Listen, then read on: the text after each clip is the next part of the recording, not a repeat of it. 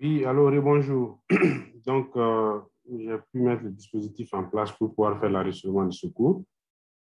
Donc, comme je l'ai dit au début, je me présentais, je dis, je suis docteur Konaté Abdoulaye, je suis médecin santé publique et j'ai un DSS en informatique de la santé.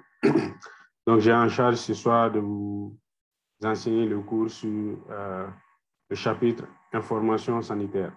Donc, c'est un gros chapitre, comme je le disais, qui va aussi contenir des sous-chapitres dont les cours seront dispensés par les collègues de moi. Est-ce que tout le monde m'entend? Allô? Ok, d'accord. Donc, on va continuer le cours. Donc, le système d'information sanitaire, ça, c'est le thème du cours d'aujourd'hui. Voilà. Alors, donc, le contenu du cours, c'est nous allons parler un peu sur la recherche documentaire et Internet. Nous allons également parler sur les plateformes de e-learning et d'enregistrement à distance. Nous allons également parler sur le système d'information sanitaire du Mali de façon globale. Nous allons parler du plan décennal de développement sanitaire et social du Mali sur les 10 ans dont nous sommes qui est déjà en cours. Nous allons également parler de la généralité sur les outils du système d'information géographique et des données sanitaires. Nous allons clôturer cette présentation avec la généralité sur les systèmes d'information clinique et les normes et classifications. Alors, un système d'information sanitaire, c'est quoi? De façon globale, on dit que les systèmes d'information sanitaire regroupent les ressources, les outils et les approches nécessaires pour optimiser le stockage, la récupération et l'utilisation des données et des informations de soins de santé primaire. Les outils des systèmes d'information sanitaire peuvent comprendre des directives cliniques, des terminologies médicales formelles et les technologies de l'information et de la communication, notamment, souvent on appelle ça les TIC. Les systèmes d'information sanitaire fonctionnels bien gérés et disposant de ressources suffisantes font partie intégrante des systèmes de santé solides dans leur ensemble. Donc, dans le premier chapitre, nous allons parler de la recherche documentaire et Internet. Est-ce que vous avez déjà une idée par rapport à la recherche documentaire et Internet?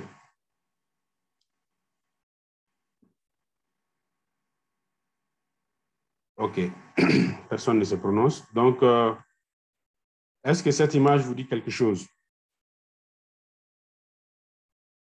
Est-ce que vous voyez bien cet écran?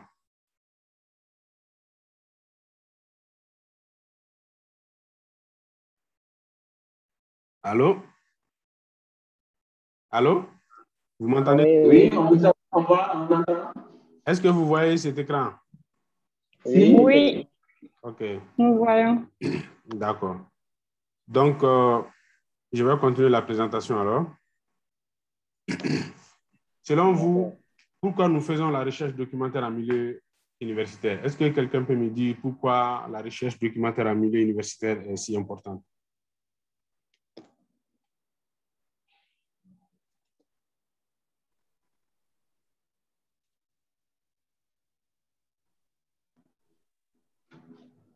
Quelqu'un veut se prononcer ou bien c'est trop compliqué pour vous? Bon, peut-être pour enrichir notre présentation. Oui, Terminé, qui a levé la main. Oui? Bon, il ne parle pas. D'accord, je vais lui baisser la main. Oui, quelqu'un disait pour enrichir la présentation, il disait quelque chose? Oui, je disais que c'est pour enrichir les différentes présentations que nous devons faire devant les collègues. C'est comme vous. Oui, pour enrichir, je n'ai pas compris. J'ai dit pour enrichir nos présentations, quoi. Les présentations et les revues que nous devons faire, bien soutenir des présentations auprès de nos collègues, quoi. Ah, ok. Donc, c'est le présentateur qui fait toute la présentation. Après, vous posez les questions. Non. Je suis en train de répondre comme ça, quoi. OK. Je pense que Mhm. nous pensons qu'on fait des Mhm. recherches documentaires pour enrichir les présentations que nous devons faire auprès de nos collègues, quoi. OK, oui. Ensuite, alors, quelqu'un dit mémoire, carrière universitaire. OK? D'accord. Alors, donc, ce qui est important dans la recherche documentaire en milieu universitaire ou bien de façon générale, il y a quelqu'un qui a un micro qui est ouvert. Je vais essayer de voir, il y a un bruit de fond que j'entends là. Tangara, vous pouvez couper le micro. Merci. Merci. Donc, je disais que la recherche de façon globale, que ce soit universitaire ou bien dans la petite classe, ce qui est important dans la recherche, c'est que la recherche documentaire est une étape importante dans la réalisation des travaux de recherche et fait partie intégrante des études universitaires parce que nous avons constaté que c'est souvent au niveau universitaire que nous mettons beaucoup l'accent sur la recherche documentaire, notamment avec l'arrivée d'Internet dans les universités et les grandes écoles. Il y a eu un grand accent par rapport à la recherche documentaire. Donc ça, c'est un facteur. Il y a également la qualité du travail final est directement liée à la qualité de l'information utilisée pour le réaliser. Ici, ce que vous devrez comprendre par ces deux phrases, c'est que quand vous devrez faire la recherche, il faut d'abord que vous vous orientez sur ce qui est utile pour vous et la façon dont vous voulez faire cette recherche-là. Parce que la qualité de votre document sera reflétée sur la base de l'information que vous allez mettre dans ce document. Parce que c'est la recherche qui va vous permettre de donner les documents, le contenu du document. Donc, ce qui est important par rapport à la recherche, c'est qu'il y a comment on appelle ça, la compétence informationnelle. Qu'est-ce qu'on appelle par compétence informationnelle? C'est l'ensemble des aptitudes permettant aux individus de déterminer la nature et l'étendue des besoins d'information, de trouver et d'évaluer et d'utiliser efficacement toutes ces informations pour atteindre un objectif spécifique. Parce que quand vous faites une recherche sur la base des objectifs spécifiques. Donc, vous ne pouvez mener à bien cette recherche que si vous avez vraiment une prédisposition et si vous avez vraiment des lignes directives bien solides. Donc, il est essentiel de comprendre les enjeux culturels et sociaux liés à l'utilisation de l'information et de l'utiliser de façon éthique et conformément aux lois. Cette phrase, c'est très, très important parce que quand vous allez faire la recherche, vous allez tomber sur des informations. Et la qualité des informations est une chose, mais le contenu de cette information aussi est une chose. Donc, il y a des lois qui cadrent certains domaines.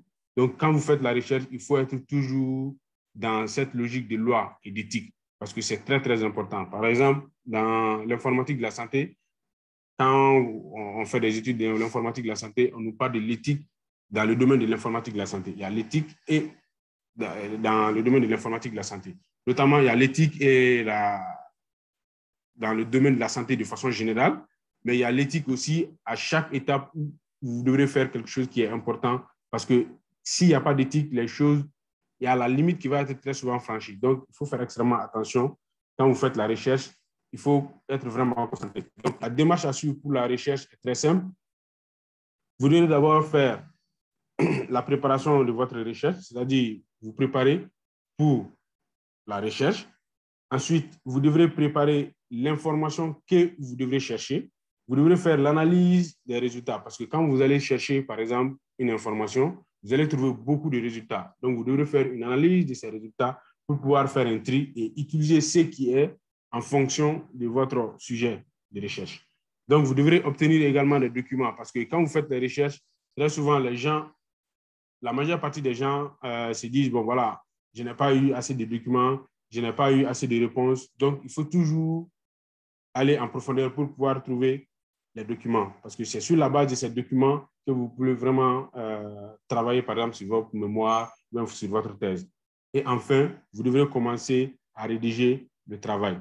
Parce que ceci est extrêmement important quand vous devrez faire la recherche dans le domaine de la santé, par exemple. Donc, dans votre cas, ça sera, par exemple, votre mémoire de fin d'études. Donc, vous devrez avoir peut-être des sujets, si vous avez déjà des sujets, donc vous devrez commencer à faire des recherches. Maintenant, j'ai une question à vous poser. Est-ce que vous savez déjà comment faire cette recherche de façon générale, étant donné que vous êtes ici au Mali, à Bamako, par exemple, ou bien dans différentes régions ou cercles? Est-ce que vous avez une petite idée de ce que vous voulez déjà faire et sur la base de ce que je viens de dire par rapport aux différentes étapes de la recherche?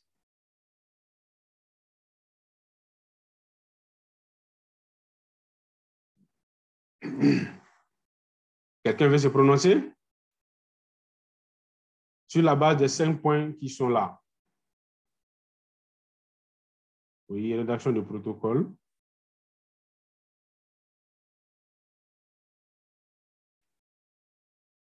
OK. Alors, il y a des outils spécifiques pour pouvoir faire la recherche. Donc, dans le domaine du numérique, il y a beaucoup d'outils que nous pouvons utiliser pour pouvoir faire la recherche. Et j'ai essayé de catégoriser ces outils pour vous permettre d'être plus logique et de savoir où aller en fonction de ce que vous voulez chercher. D'abord, il y a les bases de références bibliographiques.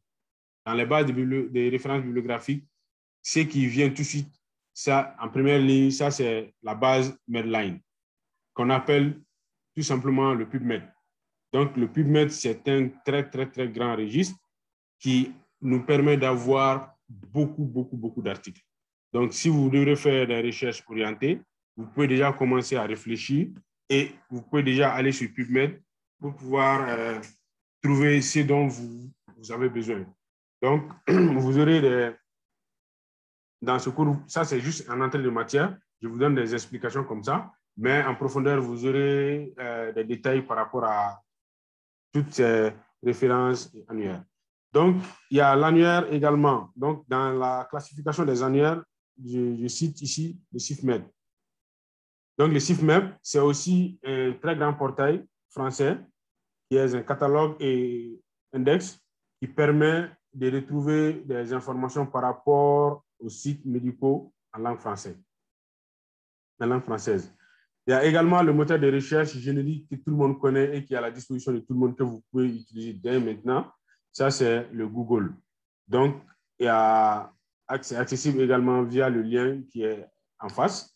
Il y a également le moteur de recherche spécialisé. Donc, dans le moteur de recherche spécialisé, je vous ai mis ON. Donc, il y a un moteur de recherche spécialisé dans le domaine de la santé qu'on appelle le OnCode. Donc, et ce site aussi vous permet d'avoir des informations plus solides, plus claires, des sources fiables avec, dans le domaine de la santé. Donc, par rapport aux plateformes de e-learning, comme je vous ai dit, ça, c'est le deuxième sous-chapitre qui est les plateformes d'enseignement de e-learning. Mais est-ce que, avant de passer, est-ce que vous avez des questions par rapport à la première présentation qui tenait en compte la recherche?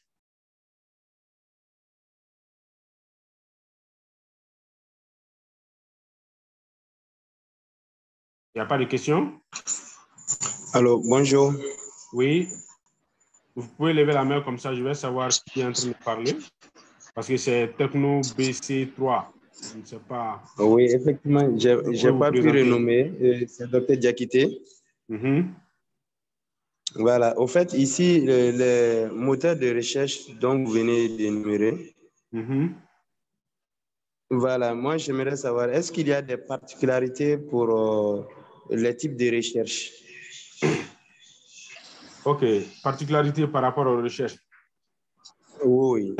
Il y a une particularité. Par exemple, dans la recherche, c'est pourquoi j'ai dit, si vous voulez, par exemple, faire des recherches de façon générale, générique. Donc, nous, on appelle généralement la recherche générique. C'est-à-dire, vous voulez, par exemple, chercher les informations sur le Mali, par exemple. Ça, c'est vraiment générique et classique. Donc, vous rentrez sur Google. En fait, les outils de recherche sont classifiés, en fait.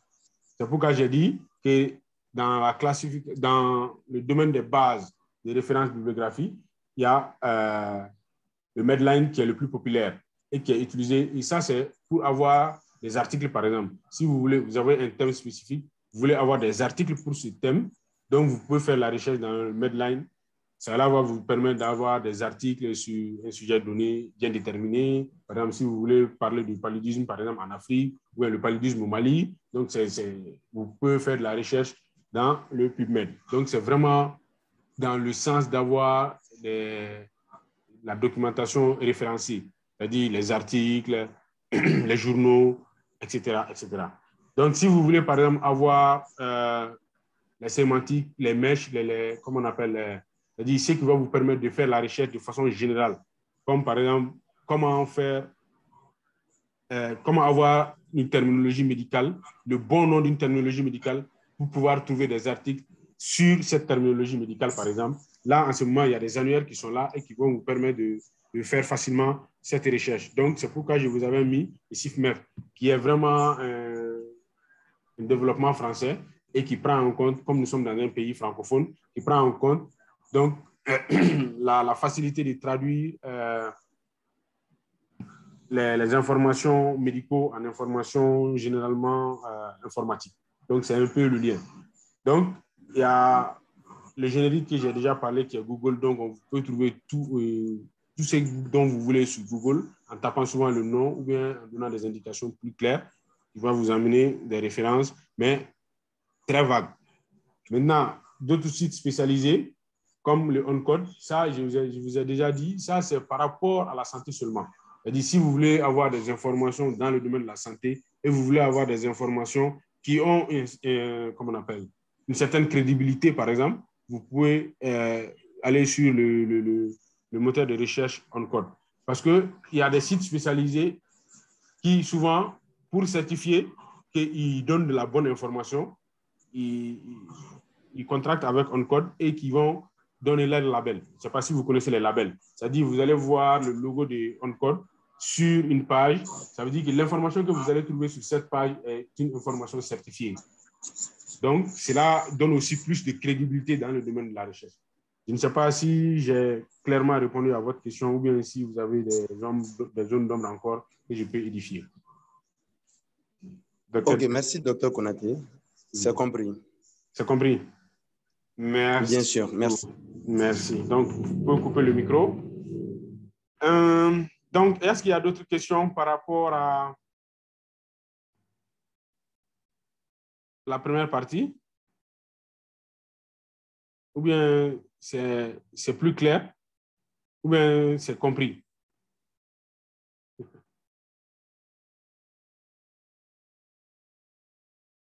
D'accord. Donc, nous allons essayer d'avancer. Donc, je parlais des plateformes de cours à distance ou bien de e-learning, comme on les appelle de façon classique. L'enseignement à distance. Donc, nous les appelons les LMS. Est-ce que quelqu'un a une idée par rapport au LMS? Est-ce que quelqu'un a une idée? Est-ce que quelqu'un a déjà entendu parler de LMS quelque part? Vous n'avez jamais entendu parler de ce mot? OK. Alors, un LMS, c'est tout simplement un système de gestion d'apprentissage. Ce que vous devrez comprendre, c'est un acronyme anglais qui veut dire tout simplement Learning Management System. Donc, c'est une plateforme qui sert à gérer toutes les activités de formation d'un centre, d'une institution éducative, ou bien ça peut être une université, une grande école, ou bien même d'une formation spécialisée comme le vôtre. Il y a un DESS qui dont vous êtes en train de prendre, par exemple, les cours par rapport à l'informatique de la santé à distance à travers des outils LMS. Donc, ce qu'il faut comprendre avec ces outils, c'est qu'ils sont utilisés pour l'enseignement présentiel, virtuel ou mixte. Cela veut dire quoi? Cela veut dire que vous pouvez être présent dans un cours, mais il y a d'autres étudiants qui ne sont pas présents. Par exemple, si on devrait faire ce cours en présentiel et qu'il y a une partie de la classe, par exemple, la moitié de la classe devrait être en dehors de Bamako et ils peuvent suivre le même cours que, par exemple, la moitié de la classe est en train de suivre en présentiel. Donc, ils vont suivre directement l'enseignant qui va donner le cours au même moment que ceux qui sont dans la même pièce que l'enseignant. Donc, c'est ça, un cours présentiel, tout le monde est sur place, mais le cours virtuel, c'est que vous pouvez ne pas être au même endroit, comme le cas actuel. Nous sommes à différents endroits. Moi, je suis à Bamako, il y en a qui sont à Ségué, à Sikasso, comment on appelle, à Konabougou, mais chacun, à Bamako ici, également à Bangoni, chacun à un endroit est en train de suivre le même cours que moi je suis en train de dispenser. Donc, il permet de créer un espace dans le monde online pour connecter une communauté éducative. Donc, nous sommes tous connectés actuellement pour prendre un cours dans le sens de nous enrichir et dans le sens de comprendre ce que ce cours va nous rapporter dans le futur. Donc, grâce à ces applications, les écoles, les universités, les familles, les enseignants, les élèves, les étudiants peuvent communiquer entre eux sur les activités. Ils peuvent communiquer également sur les notes. Par exemple, on peut vous donner des devoirs et vous pouvez communiquer entre vous et pouvoir tenir ces devoirs-là et rendre ces devoirs et d'autres actualités. Donc, cela a permis, par exemple, avec la venue de COVID, ces plateformes ont vraiment été beaucoup utilisées compte tenu du contexte de distanciation sociale. Donc, il y a beaucoup de gens, il y a beaucoup de réunions qui se sont faites, qui sont en train de se faire toujours à travers ces applications et qui permettent de raccourcir les distances entre les personnes. Donc, il y a quelques applications qu'on va vous présenter. L'un des plus célèbres s'appelle Moodle. Donc, nous-mêmes, moi, j'ai eu à utiliser beaucoup Moodle. J'ai eu à faire beaucoup de formations sur Moodle. Donc, Moodle, c'est une plateforme d'apprentissage en ligne de la famille des LMS, comme on a dit, des Learning Management Systems, qui sont libres, qui sont librement distribués sous la licence publique générale, qu'on appelle souvent le GPL. Et c'est une application qui est écrite sous le langage PHP. Donc, ce qui est intéressant avec cette application, c'est qu'elle est développée à partir de principes pédagogiques. Oui, parce que cette application a été pensée, réfléchie et adaptée aux situations d'études. Donc, c'est vraiment une application très professionnelle que les plus grandes écoles du monde utilisent aujourd'hui pour pouvoir donner des cours à distance, pour pouvoir faire l'enseignement à distance. C'est très prisé dans ce domaine-là. Donc, elle permet de créer des communautés s'instruisant autour de contenus et d'activités. Le mot Moodle même, qu'est-ce que ça veut dire? Donc, ça veut dire modular, object oriented, dynamique, learning, environnement. Ça veut dire tout simplement c'est un environnement orienté objet d'apprentissage dynamique et modulaire.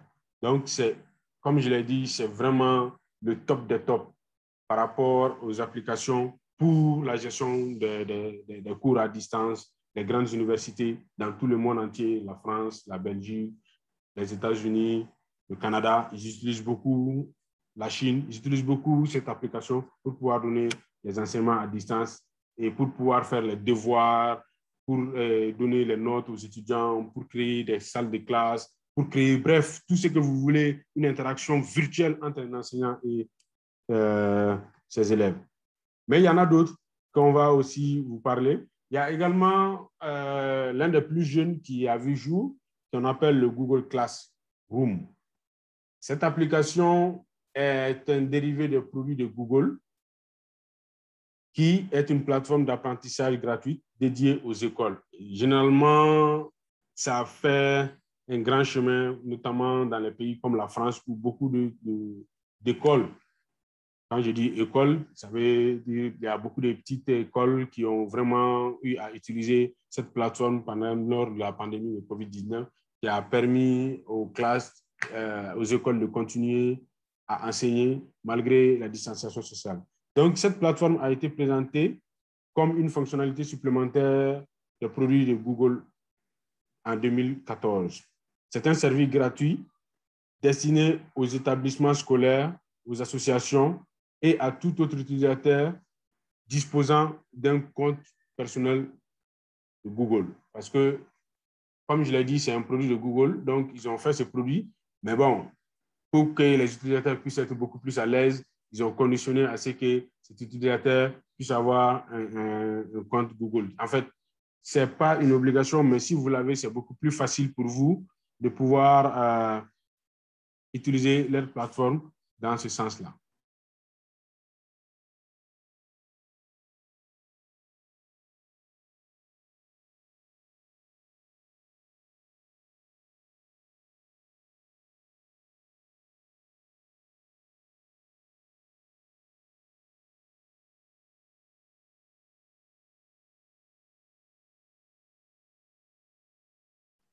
Donc, excusez-moi de cette interruption quelques secondes.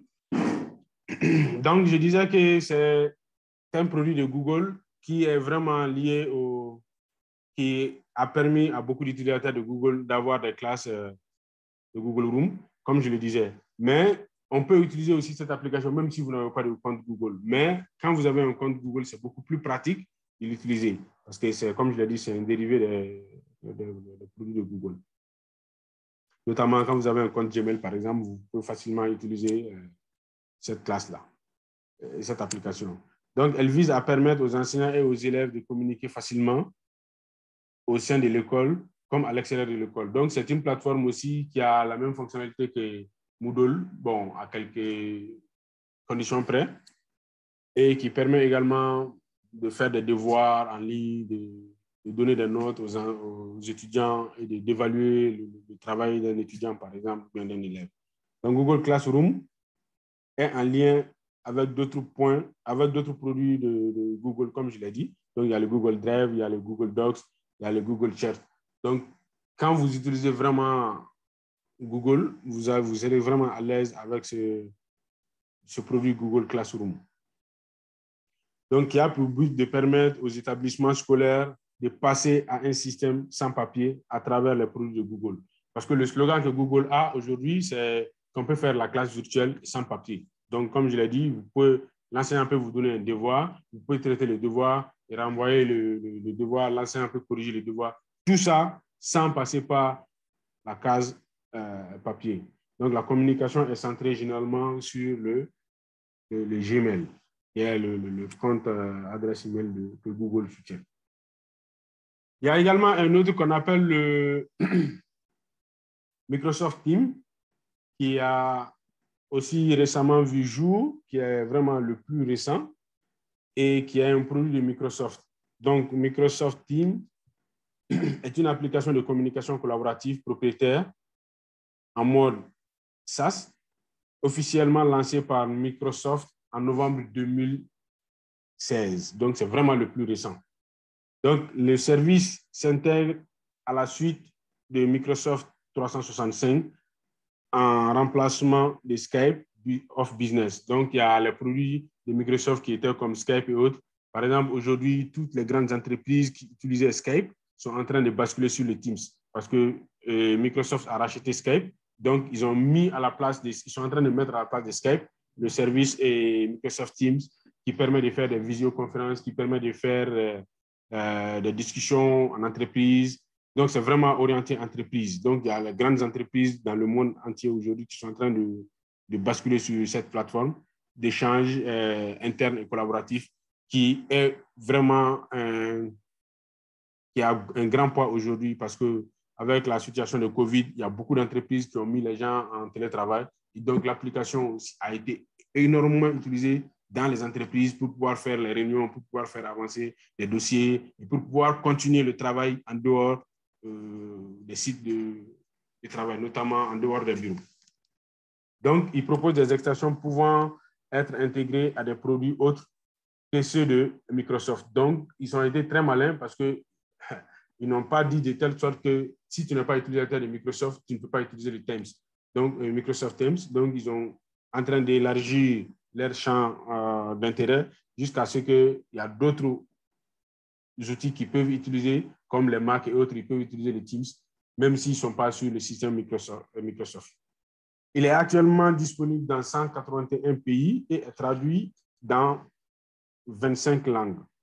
Donc, il y a la plateforme, c'est la plateforme collaborative qui est gratuite pour les utilisateurs qui disposent d'une licence Office 365.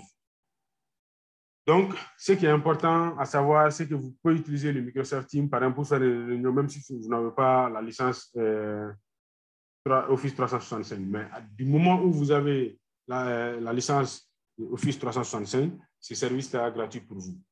Donc, vous pouvez l'utiliser comme vous le voulez parce que ce sera inclus dans les offres de Microsoft.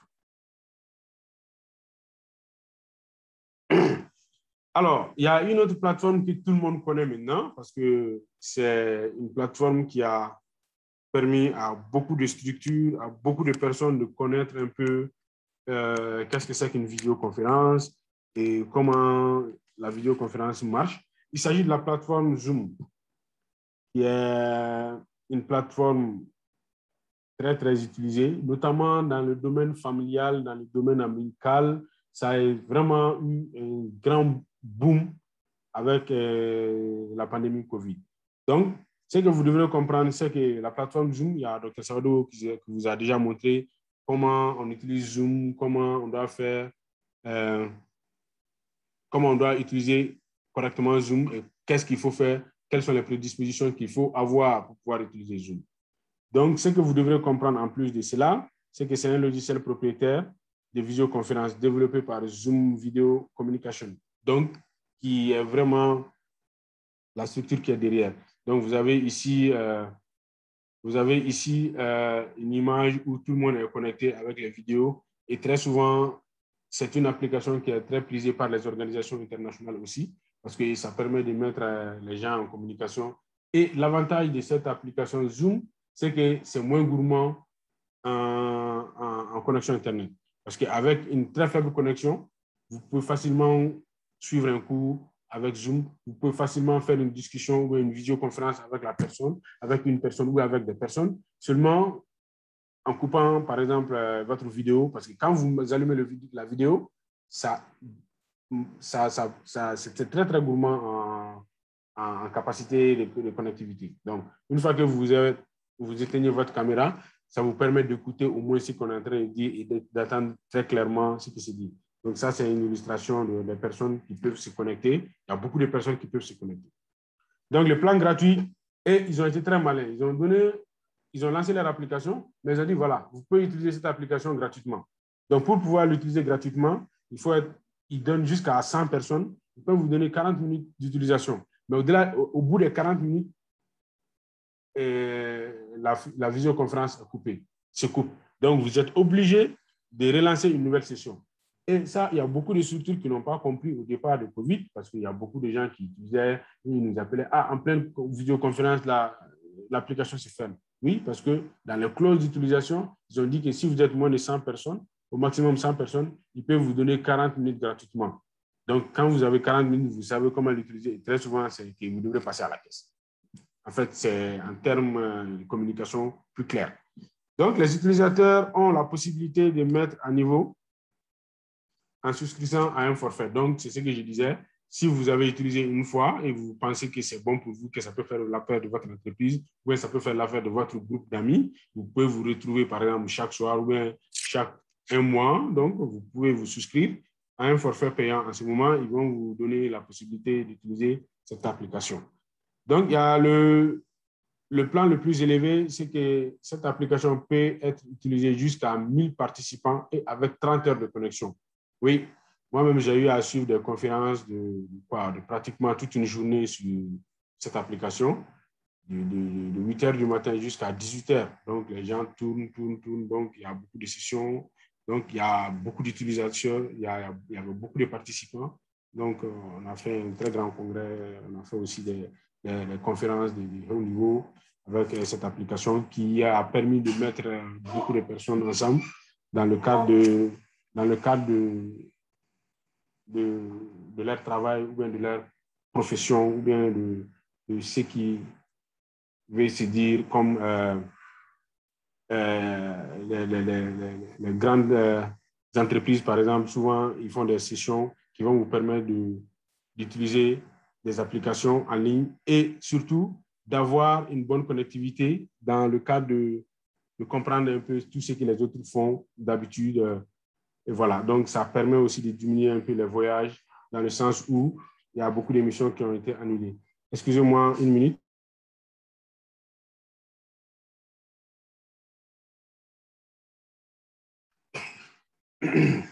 Donc, ce que je disais, ces applications ont permis à beaucoup comment on appelle, à beaucoup de personnes de participer, par exemple, à des congrès où ils devraient se rendre. Mais malheureusement, vu la situation, ils ne pouvaient pas se déplacer. Donc, ils ont pu participer à différents congrès à différents niveaux. Donc, je disais que la pandémie de COVID-19 a permis à cette plateforme Zoom d'être utilisée dans beaucoup de domaines, notamment le travail à distance.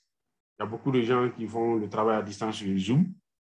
Il y a également l'enseignement à distance qui se fait avec cette plateforme et il y a également la relation sociale en ligne. Comme je le disais, par exemple, j'ai regardé quelques documentaires où, par exemple, avec la pandémie de Covid, il y a des familles dans les pays européens où ils se réunissaient au moins chaque 2 semaines pour prendre les nouvelles et pour échanger. C'était comme s'ils étaient ensemble. Donc, bref, c'est des applications qui peuvent aussi servir à cela. Est-ce que vous avez des questions par rapport aux applications e-learning, qui est le deuxième volet de cette présentation? Oui, bon, Techno BC, vous avez la parole. Ok, toujours Dr. Diakité. Ok. En fait, par rapport à ma question, c'est par rapport à la confidentialité des échanges sur ces plateformes-là. Mm-hmm. Oui, c'est cela. Parce que, par exemple, Google Classroom, ou voilà, je crois que l'information peut être à d'autres niveaux différents du groupe d'échange, quoi. Mm-hmm. Ok, donc votre question, c'est la sécurité par rapport à ces plateformes. Oui. Ok, merci beaucoup. En fait, oui, l'information peut être à un autre niveau, mais très généralement, vous ne pouvez pas accéder à une information, par exemple, à une visioconférence si vous n'êtes pas invité. Donc, pour encore plus de sécurité, par exemple, je donne un exemple très simple. Le cours dans lequel nous sommes actuellement, vous, chacun d'entre vous, avant d'accéder à ce cours, qu'est-ce que vous avez fait?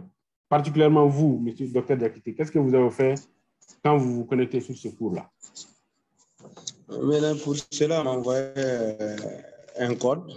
Voilà. Et donc, l'idée de la réunion, ensuite, le code secret. Exactement. Donc, vous avez vu, il y a le minimum de sécurité parce que si vous n'êtes pas invité, même si vous avez le lien, vous ne pouvez pas rentrer parce qu'on va vous demander un mot de passe. Donc, il faut obligatoirement que vous ayez ce mot de passe. Et ce mot de passe, il faut que quelqu'un de plus, quelqu'un qui vous donne ce mot de passe. Donc, si vous n'avez pas ce mot de passe, vous ne pouvez pas intégrer ce cours. Donc, il y a ça, le premier jalon de sécurité qui est là. Parce que c'est entre des personnes que nous sommes. Par exemple, c'est entre nous, nous sommes un groupe d'individus dans le cadre de la formation en DSS de la santé et de la santé communautaire. Donc, la médecine des familles, par exemple, la 3e année ou bien une autre classe, n'est pas dans ce cours. Mais vous qui êtes dans ce cours, vous êtes tous habilités à rentrer dans ce cours parce que vous avez reçu les renseignements spécifiques et nécessaires pour pouvoir vous connecter dans le plus grand secret et dans l'éthique et la morale, parce que toutes les informations que vous allez recevoir ici, c'est dans le cadre de votre enseignement.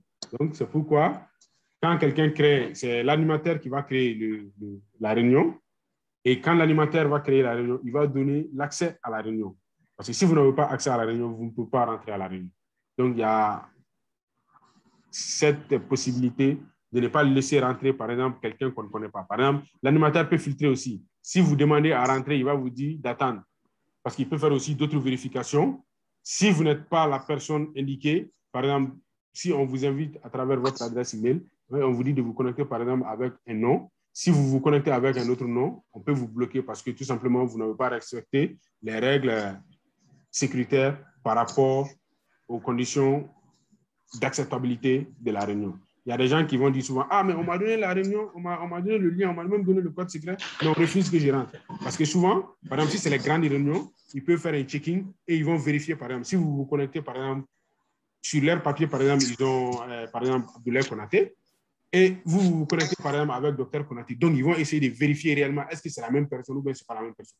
Des fois, on peut vous faire attendre souvent 15 minutes, 30 minutes avant de vous laisser rentrer. Parce qu'une fois que la vérification est faite et qu'ils ont la confirmation que c'est vraiment vous, à ce moment, ils vont vous laisser rentrer. S'ils n'ont pas la possibilité de faire cette vérification, des fois, ils peuvent refuser. Donc, les informations sont sécurisées parce que c'est l'animateur ou bien la société, ou ceux qui ont en charge cette animation qui vous donne les détails par rapport à la réunion. Par exemple, on va vous donner, la réunion va se faire tel jour, on va vous donner les détails de la réunion. C'est-à-dire les détails, c'est les liens, l'ID de la réunion, ou le mot de passe de la réunion. Je ne sais pas si ça répond aux questions du docteur Diakité. Il y a docteur Konaté qui a la main levée également. Il a la parole. Merci, docteur Konaté. Oui. C'est docteur Berté Drissa. Donc, je savais que tu as vu docteur Konaté. OK. Donc, ma question, c'est de savoir, parmi ces 4 applications, apparemment, il y a Zoom qui est plus utilisé. Donc, moi, je voulais savoir pourquoi Zoom est plus utilisé que les autres applications. OK.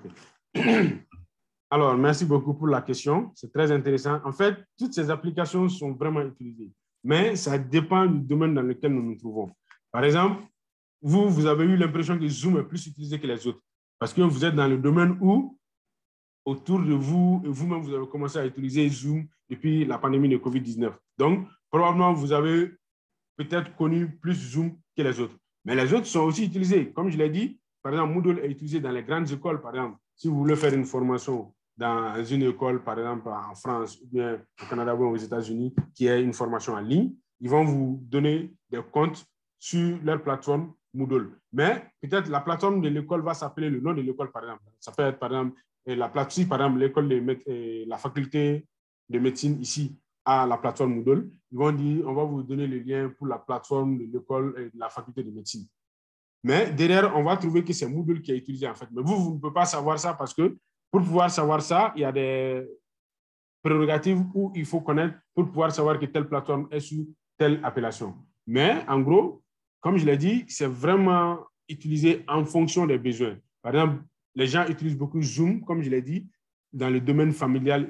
Par exemple, la situation de COVID, comme je l'ai dit, il y a beaucoup de gens qui ont eu à créer des réunions sur Zoom et ils ont discuté peut-être 30 minutes, 15 minutes, 20 minutes, juste pour prendre des contacts et voilà, savoir comment les autres se portent. Voilà, donc, vous voyez, donc c'est la facilité, comme je l'ai dit. Et ici, je l'ai dit aussi dans la présentation, et ils ont été plus malins parce qu'ils ont donné gratuitement l'application jusqu'à 40 minutes de communication. Donc, vous pouvez créer un petit groupe et puis voilà, vous allez vous réunir 30 minutes chaque mois et ça vous coûte moins. Donc, c'est des choses comme ça qui arrivent. Mais vous avez l'impression que c'est le plus utilisé. Sinon, toutes les 4 applications que j'ai présentées, les 4 sont vraiment utilisées, mais c'est utilisé à différents niveaux. Donc, Moodle, ça, c'est dans les grandes écoles. Comme je l'ai dit, bon, il y a les petites écoles, par exemple, les primaires, les secondaires en France, qui ont eu à utiliser beaucoup plus Google Classroom. Il y a, par exemple, Microsoft Teams, que j'ai dit, il y a beaucoup d'entreprises, il y a beaucoup d'organisations internationales aujourd'hui qui utilisent le Microsoft Teams. Donc, il faut peut-être demander vos connaissances. Ils vont vous dire, ah, nous, on fait nos réunions sur Teams. Donc, vous allez dire, mais Teams, c'est quoi? C'est en fait le Microsoft Teams. Ce que je viens de vous dire, c'est cette application-là. Donc, il y a beaucoup d'organisations qui l'utilisent parce que c'est propriétaire. Donc, ils achètent la licence et on met sur la machine des gens et les gens commencent à utiliser. Donc, vous faites les réunions professionnelles là-dessus. Mais la différence des Zoom, c'est que Zoom, c'est, voilà, les gens peuvent, en famille, ils peuvent faire des réunions, c'est beaucoup plus convivial, c'est beaucoup plus familial. Donc, c'est ce qui fait qu'il y a beaucoup de gens qui ont pensé que, comme vous, que peut-être que Zoom est beaucoup plus utilisé. Sinon, tout est vraiment utilisé. Mais à la date d'aujourd'hui, par exemple, si on peut faire une petite statistique au Mali, à la date d'aujourd'hui, la plateforme la plus utilisée pour faire les visioconférences, c'est vraiment Zoom. Parce qu'au Mali, par exemple, le ministère de la Santé fait des réunions hebdomadaires avec Zoom, très fréquemment. Voilà, donc c'est un peu ça. C'est l'accessibilité aussi qui fait, et puis l'utilisation plus facile, parce que même avec une connexion 2G, très souvent, on peut faire une visioconférence aussi avec Zoom. Oui, Aminata Kodjo, vous avez la parole. D'accord. Bonjour à tous. Et merci, Dr Konaté, pour ces éclaircissements. C'est par rapport au site e-learning. J'aimerais connaître une idée, j'aimerais avoir une idée par rapport au prix et savoir aussi si, comme vous venez de dire, qu'on a droit à 40 minutes avec 100 participants, est-ce qu'il y a un nombre limité de ces 40 minutes-là, que ce soit par an ou bien par mois? Voilà. OK. OK, merci beaucoup. Donc, celui qui vous a précédé, je ne sais pas si j'ai totalement répondu à sa question. Donc, voilà, c'était les explications pourquoi le Zoom est beaucoup plus utilisé que les autres. Donc, et par rapport à votre question, Aminata, donc, en fait, il y a les 40 minutes, par exemple, pour Zoom, parce que c'est ce qui est vraiment gratuit. Ça, c'est Zoom. Les 40 minutes sur Zoom, alors, il faut d'abord s'y connaître un peu, aller sur le site de Zoom et demander que vous voulez créer une réunion Zoom. En fait, c'est la personne demandeur qui fait cette demande, donc on va vous donner des options pour que vous puissiez avoir la version d'essai. En fait, c'est une version d'essai. Maintenant, le coût, par exemple, Zoom, annuellement, ça peut aller c'est pas aussi cher que ça, hein. Une licence annuelle de Zoom, ça dépend. Si vous avez, par exemple, la connectivité avec maximum 100 personnes, donc vous pouvez avoir autour de 150, 200 000 l'année pour la licence. Donc, vous voyez, c'est vraiment abordable pour, par exemple, une entreprise qui a un moyen limité et qui n'a pas 250 personnes, où chacun peut faire, par exemple, des réunions hebdomadaires ou bien des réunions semestrielles sur cette plateforme. Donc, ça dépend de la bourse, de comment ce que vous voulez faire aussi. Parce que, comme je l'ai dit, une grande utilité de Zoom aussi, c'est que la connexion est beaucoup plus stable. Parce que dans nos pays africains, nous avons une connectivité qui n'est pas très, très stable. Donc, ça fluctue. Et très souvent, quand vous êtes sur une connexion mobile et quand vous êtes sur une connexion fixe, il y a une différence entre les deux. Donc, et souvent, quand vous êtes dans les zones reculées, avec Zoom, la connexion peut bien se passer plus facilement que, par exemple, sur Microsoft Teams, qui demande souvent un gros moyen pour la connexion Internet. Donc, c'est ce qui pousse souvent aussi les gens à aller vers Zoom. Et compte tenu de l'acceptabilité, par exemple, une petite société qui a une cinquantaine de personnes, ils peuvent se souscrire à une version payante et ils ont la licence pour une année. Donc, ils font tout ce qu'ils veulent comme réunion, tout ce qu'ils veulent comme débriefing sur la plateforme. Donc, le prix, ça va entre 150 à 200 000. Donc, mais ça, c'est pour le forfait de moins de 500 personnes, quoi, maximum. D'accord. Voilà. C'est bon? Donc, ça veut dire que c'est simplement l'essai, la période d'essai qui est gratuite. Donc, à part l'essai, le reste, voilà. est payant. En fait, quand vous créez une session d'essai, ils vont vous laisser ça gratuitement les 40 minutes. Et quand les 40 minutes s'écoulent, c'est fini. Soit vous créez une deuxième session, à ce moment, ils vont vous demander aussi si vous êtes prêt à payer. En fait, c'est des choses qui peuvent vous dépanner tout de suite. Si vous avez une réunion de 10-15 minutes qui ne dure pas, mais si vous voulez faire une réunion d'une heure de temps ou 30 minutes, là, plus de 30 minutes, là, en ce moment, ça devient un peu compliqué, en fait. Si c'est au-delà de 40 minutes seulement, ils vont vous demander des choses. Donc, C'est pourquoi souvent les gens préfèrent créer des groupes WhatsApp, parce que là, en ce moment, les gens peuvent s'échanger des messages. Mais la différence avec les WhatsApp que vous avez vu avec Dr. Sadou, c'est que ça, c'est en direct. Vous pouvez vous échanger tout de suite. Vous êtes tous connectés. Vous pouvez vous échanger. C'est beaucoup plus facile à utiliser aussi. Je ne sais pas si je réponds totalement à votre question. Bien sûr. Merci. Merci beaucoup. Donc, il y a quelqu'un qui... Ah ouais, c'était vous. Donc, OK, je viens de répondre à cette question. Est-ce qu'il y a d'autres questions par rapport à ce deuxième volet? Oui, allô? Oui. OK. Merci encore une fois de plus, Dr. Konaté. C'est toujours Ségué et Dr. Konaté avec Dr. Djabi et Dr. Berté. Okay. Moi, ce que j'ai posé comme question, quand j'ai vu les titres, j'ai vu, c'est vrai, il y a la plateforme, j'ai vu e-learning et d'enseignement à distance. Je me suis dit probablement on va avoir la chance également d'avoir accès avec nous des sites de e-learning ou d'enseignement également, surtout dans le cadre de la santé, que ce soit d'information sanitaire et autres. Est-ce que vous pouvez partager avec nous quelques sites de e-learning nous permettant également d'assurer pas mal de formations qui sont assez gratuits dans le cadre des MOOC? OK, merci beaucoup. En fait, les sites de e-learning, très souvent, bon, je vais me renseigner parce que, comme je l'ai dit moi-même dans mon parcours professionnel, je n'ai pas eu accès à des sites gratuits. J'ai eu accès à des sites dans les universités auxquelles je m'étais inscrit. Donc, je me suis inscrit dans une université française, j'ai eu accès à leur plateforme. J'ai fait des formations au Canada, j'ai eu accès à la plateforme. Donc, c'est comme ça, en fait. Il y a généralement les sites de e-learning gratuits. Il y en a, mais par exemple, je sais quand même qu'il y en a aux États-Unis où c'est uniquement le programme américain, où c'est dédié à une catégorie de personnes de la classe sociale. Par exemple, ils disent plateforme pour les personnes des pays, comment on appelle, les personnes à ressources faibles.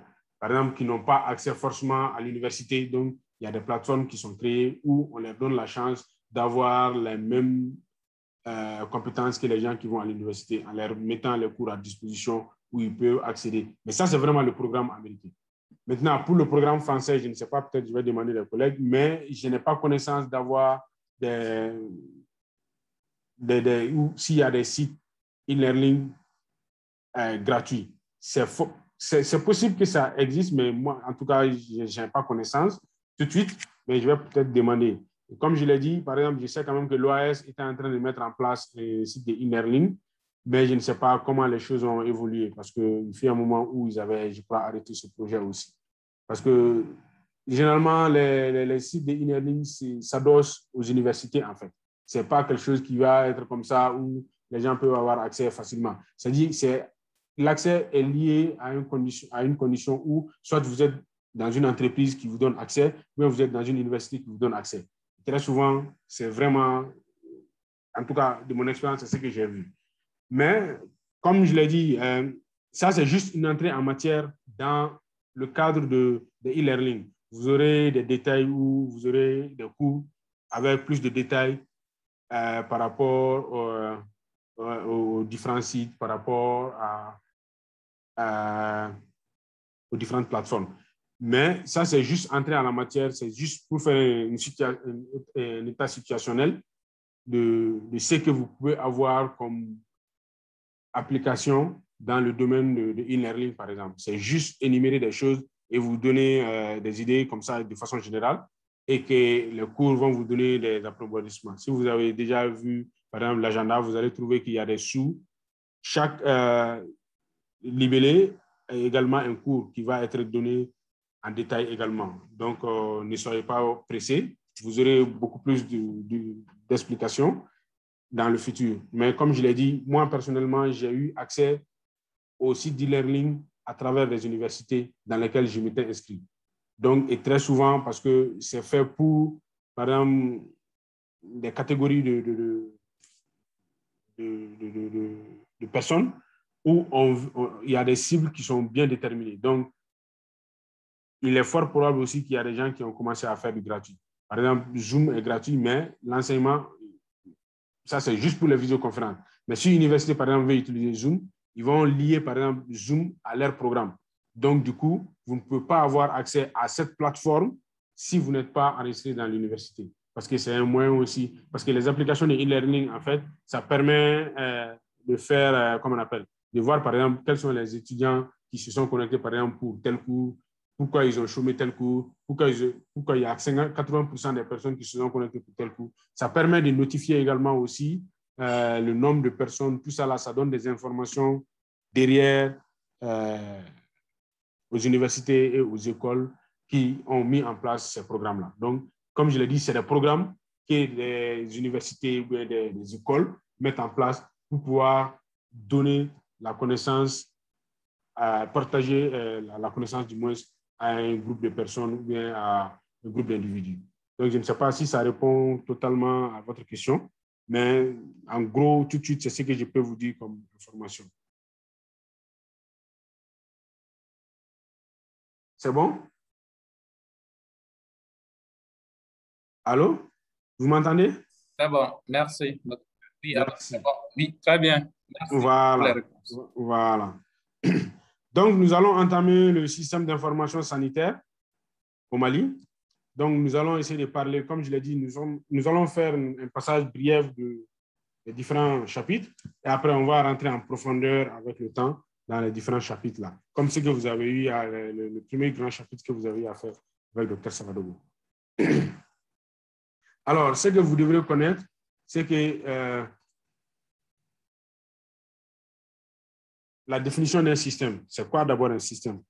Donc, ce que vous devrez comprendre dans un système, c'est qu'un système est un groupe de composants reliés entre elles, qui travaillent ensemble à la réalisation d'un but commun en acceptant des entrées, c'est-à-dire des données, et en produisant des sorties, c'est-à-dire des informations.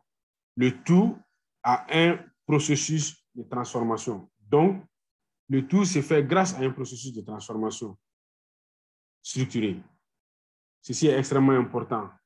Donc, on peut dire que, par exemple, un système, la réponse du système, ça peut être à différents niveaux et cela dépend de l'état, de son état et de ses entrées. Donc, ce que vous devrez comprendre aussi, elle peut évoluer en fonction du temps. Donc, un système évolue en fonction du temps. Il y a des exemples, par exemple, il y a le système d'aide à la décision qui évolue en fonction du temps. Il y a, par exemple, le système de contrôle de processus qui évolue aussi en fonction du temps également. Nous avons également le système socio-économique d'une entreprise. Par exemple, vous allez trouver qu'une entreprise va mettre en place son système et qui va évoluer progressivement. Et le système dans lequel nous nous trouvons tous, il y a le système de santé. Vous allez voir que le système de santé est mis en place depuis 1960. Et depuis 1960, le système-là a évolué en fonction du temps. Depuis où on écrivait avec des crayons, ou après on est passé avec l'encre. Ensuite, on est passé au BIC et maintenant, nous sommes à la version numérique. Donc, ça, c'est les changements en fonction du temps. Donc, un système, quand on le met en place, c'est ça. Donc, il y a des entrées qui sont les données, il y a la production de l'information qui sont la sortie, et ensuite, tout ça, c'est dans un processus de transformation qui est vraiment structuré. Le système est vraiment structuré. Donc, s'il y a un dysfonctionnement dans le système, très souvent, que ce soit informatisé ou pas, le système s'arrête. Par exemple, si vous devrez faire la remontée des données, par exemple, sur document papier, si votre village dans lequel vous vous trouvez en saison pluvieuse, il y a une rivière qu'il faut traverser pour avoir accès au village, et du moment où il pleut, le village n'est plus accessible. Donc, il y a une interruption de la transmission de l'information. Donc, et solution palliative, soit vous prenez la pirogue, et s'il y a la pirogue, s'il n'y a pas de pirogue, en ce moment, il faut attendre à ce que les pêcheurs reviennent pour pouvoir faire la transmission de l'information. Bref, c'est juste pour caricaturer un peu, pour que vous puissiez comprendre c'est quoi un système et quelle est la valeur ajoutée d'un système en fonction du domaine dans lequel vous vous trouvez. Par exemple, un système d'aide à la décision, ceci est extrêmement important. Par exemple, dans les outils informatisés, on permet aux professionnels de santé d'avoir l'aide à la décision. C'est-à-dire, dans un système, vous pouvez oublier, par exemple, certains diagnostics en fonction de certains signes.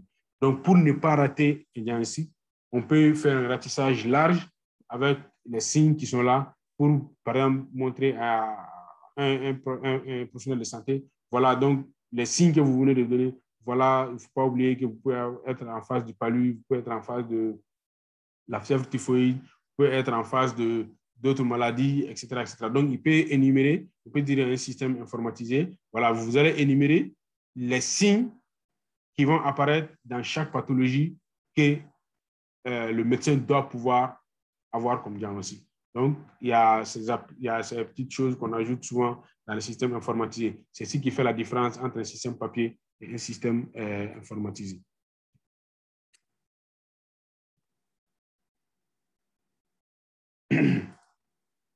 Alors, le système de santé malien. Donc, dans le système de santé malien, ce que vous devrez savoir, c'est que le système de santé malien est composé d'un ensemble de structures et d'organismes publics. Donc, il y a l'État, il y a les collectivités territoriales. Il y a également le privé qui intervient dans le système de santé malien. Il y a les communautés aussi qui interviennent dans le système de santé malien. Notamment, il y a les associations, les mutuelles, il y a les fondations. Et il y a la confédération également qui intervient dans le système de santé malien. Notamment, vous allez voir qu'il y a les il y a des confessionnels qui sont par exemple les catholiques qui détiennent des établissements de soins. Il y a également souvent certains religieux musulmans qui détiennent aussi des établissements de soins de santé. Il y a également l'ordre des professionnels de santé qui interviennent dans le système de santé au Mali. Donc tout ça concourt à la mise en place de la politique nationale de santé. Ceci est extrêmement important. Donc le système de santé malien a pour socle la loi numéro 02-049 du 22 juillet 2002, portant loi d'orientation sur la santé. Oui, parce que ici au Mali, la loi est axée, c'est-à-dire la loi d'orientation pour la santé. Vous allez peut-être que vous avez déjà entendu parler de la loi d'orientation, ou bien peut-être que vous n'avez pas encore entendu parler, mais sachez que le système de santé malien repose sur la loi d'orientation. Et cette loi a pour objet de fixer les grandes orientations de la politique nationale de santé. Donc, la politique nationale de santé au Mali repose sur les principes fondamentaux d'éthique, de justice, de solidarité, de participation de la population et de la société civile. Elle prend en compte les engagements internationaux auxquels la République du Mali a souscrit. La politique nationale de santé est basée sur les principes des soins de santé primaires, sur l'initiative de Bamako et sur la stratégie africaine de développement sanitaire. Ceci est extrêmement important. Donc, au Mali, quand on parle de santé, tout ce que vous avez eu à connaître depuis que vous avez commencé, en tout cas dans le domaine de la santé, tout ça là repose sur la loi d'orientation.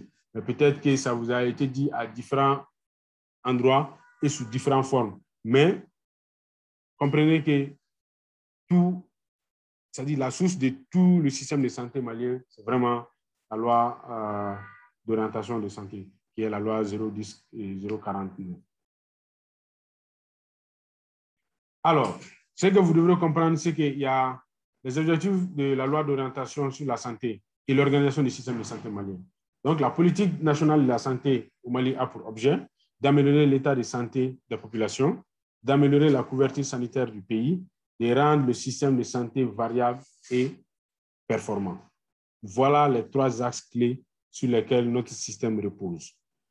Côté organisationnel, le système de santé malien est structuré en 3 niveaux. Nous avons le niveau central, nous avons le niveau régional et nous avons le niveau subrégional.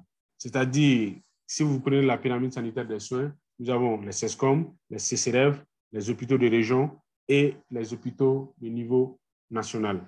Donc, c'est les différents niveaux de la pyramide sanitaire des soins qui correspond également aussi au niveau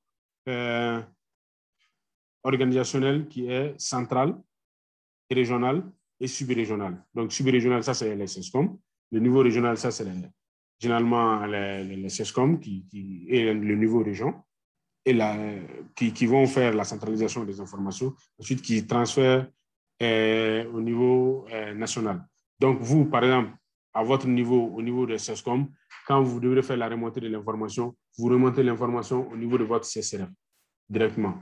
Donc, le CCRF fait la remontée au niveau de la région. C'est-à-dire, le CCRF donne l'information au niveau de la direction régionale, il va donner l'information au niveau central, qui est actuellement la direction générale de la santé et de l'hygiène publique, qui est l'ex-DNS. L'administration centrale aussi est composée du cabinet du ministère de la Santé. Également, il y a le secrétaire général du ministère de la Santé. Donc, le cabinet, c'est le secrétaire général, plus les services centraux. Alors, vous allez peut-être vous poser la question, mais les services centraux, c'est quoi ça encore? Les services centraux, c'est très simple. Les services centraux, c'est les services qui ne sont pas attachés, qui ne sont pas rattachés directement au niveau de la direction générale. Notamment, il y a l'Agence nationale de télésanté et l'informatique médicale, qui est un service qui est au niveau central. Il y a également, par exemple, comme on appelle PPM, qui est aussi au niveau central. Il y a la DPM également, et ainsi de suite. Donc, il y a des services, il y a l'inspection de la santé, par exemple, qui sont tous au niveau central. Donc, c'est des services centraux qui sont là, qui ont un poids et qui aident aussi dans le fonctionnement du système de santé. Donc, on verrait bien en détail toutes ces informations.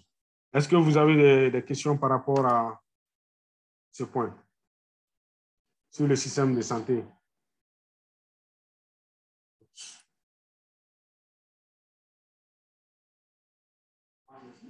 Est-ce que vous avez des questions par rapport à ce point?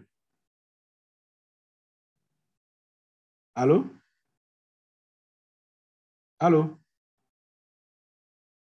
Est-ce que vous m'entendez? Oui, on vous attend. Oui. Oui, on vous vous avez des attend. questions par rapport au système de santé, oui, on peut avancer. Ouais, si les gens ne le connaissent pas, ça va. OK, parfait. Donc, il y a le plan décennal de développement sanitaire et social, que nous appelons couramment le PDS, qui couvre 10 ans. Donc, le PDDSS, c'est quoi? Alors, c'est un document contenant l'ensemble des orientations stratégiques envisagées dans le cadre de la mise en œuvre de la politique nationale de santé. Le document est axé sur les politiques nationales, retrace les grandes réalisations de la mise en œuvre du programme, du plan décennal de 2000, par exemple de 2018 à 2011, parce que les programmes, les PDDSS ont commencé à partir de l'année 2000, je crois l'année 2018. Donc, on a commencé à faire les plans sur 10 ans, donc avec la possibilité aussi d'avoir des plans de 5 ans, les plans quinquennales. Donc, le document retrace également les problèmes prioritaires du secteur de la santé et du développement social. Le document donne la vision du plan décennal de développement sanitaire et social sur les 10 ans que nous sommes en train de couvrir. Il traite également les orientations stratégiques pour le plan sur les 10 ans. Il décrit également la mise en œuvre de ce plan-là. Donc, le document dit comment ce plan-là va se faire et quelles sont les stratégies qui vont être mises en place ou qui sont mises en place pour pouvoir le faire. Donc, nous verrons un peu en détail ce document et on va voir un peu de quoi il s'agit. Donc, il informe qu'un plan de suivi et d'évaluation du plan décennal sera mis en œuvre, sera élaboré et sera mis en œuvre. Donc, sur les 10 ans, il donne toutes les informations qui sont en lien avec la santé au Mali. Donc, c'est vraiment un document de politique nationale sur lequel il faut vraiment se baser pour pouvoir prendre des décisions. Notamment, toutes les décisions du Mali sont prises en matière de santé sur la base de ces documents-là. Donc, ils sont deux. il y a ce document qui a le plan décennal, qui est le plan décennal. Il y a également il y a un autre document qui est en cours d'élaboration, je crois, qui est le plan quinquennal, le PDSS. Donc, c'est des documents vraiment qui vont vous permettre de mieux comprendre le système de santé et surtout ceux qui veulent faire carrière dans la santé au niveau santé publique auront beaucoup à travailler avec ces différents documents. Et même également ceux qui sont déjà au niveau, en fonction déjà, et qui sont même au niveau communautaire, parce que vous allez voir que les documents parlent vraiment sur toutes les stratégies qui vont être mises en place par rapport à la prise en charge des Maliens. Est-ce que vous avez des questions ici par rapport à ce plan décennal-là? OK. Donc, nous allons parler également un peu sur la généralité, sur les outils, le système d'information géographique et les données sanitaires.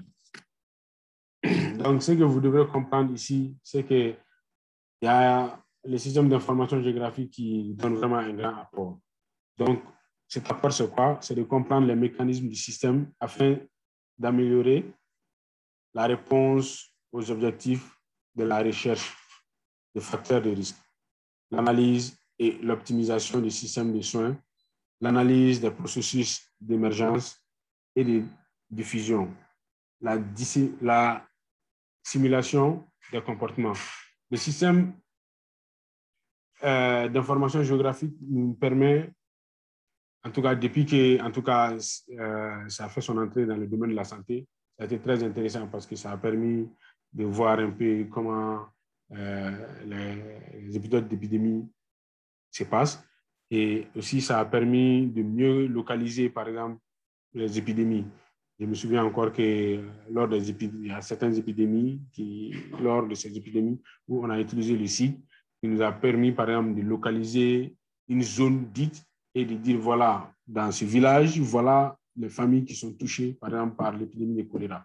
Donc, on peut identifier même, c'est-à-dire même si quelqu'un qui n'est pas dans cette région ou dans ce village, il peut savoir exactement avec l'emplacement des maisons ou autres, voilà les familles atteintes, voilà comment la présentation géographique se fait d'un endroit.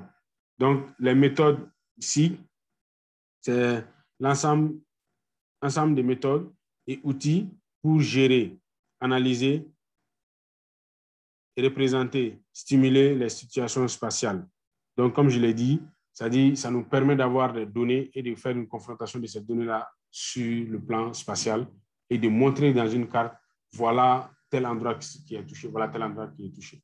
Ce n'est pas peut-être dans vos parcours, vous avez déjà été confronté à la cartographie où on va vous montrer la cartographie de la zone où vous vous trouvez. On va vous dire, voilà les SESCOM qui sont les plus touchés. On va vous dire, voilà la population touchée. On va dire, voilà l'aire de santé qui est touchée. Et donc, on vous donne une coloration différente sur une carte et on vous dit, voilà, c'est cette partie qui est atteinte, voilà, cette partie n'est pas atteinte. Voilà la stratégie que nous pouvons faire pour que les malades de cette partie puissent être guéris de façon à ce qu'il n'y a pas d'impact sur ceux qui ne sont pas malades. Donc, ça nous permet de visualiser en gros les données de santé en fait.